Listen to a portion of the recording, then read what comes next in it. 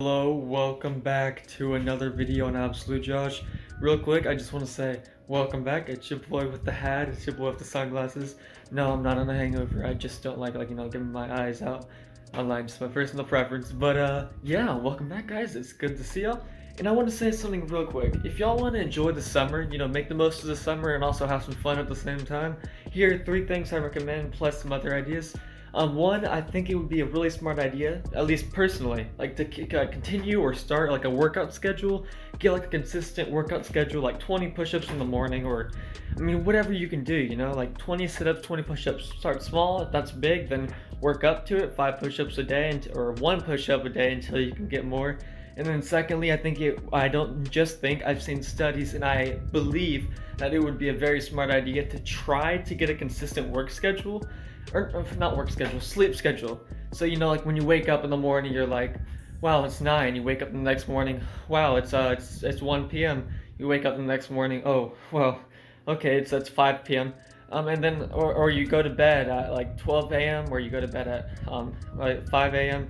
I don't know what you do, man. It's all up to us, like whatever, morning birds, night owls. But I do gotta say that having a consistent sleep schedule, like let's just say you went to bed at 12 a.m. every night and woke up at like 10 a.m. every day, you would have like a whole bunch of time in the game, or if that's what you do, and you would have like 10 hours of sleep, which is 9 to 11 hours, which is like what most teenagers need, and you would have a lot more sleep.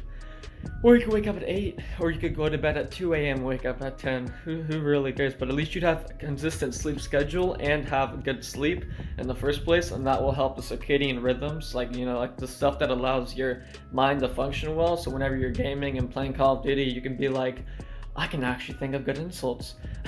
I don't know, whatever you do. But also there's another thing that y'all can do. It's called a meditation. I don't know if y'all even like the idea of it, just sitting down doing absolutely nothing but focusing on your breath, because it's so boring. But the fact that it's so boring is whenever you're staring at a ceiling all day, or you have nothing to do because you're in trouble, it's a lot less boring, and then your mind is like, wow, I'm already so used to this.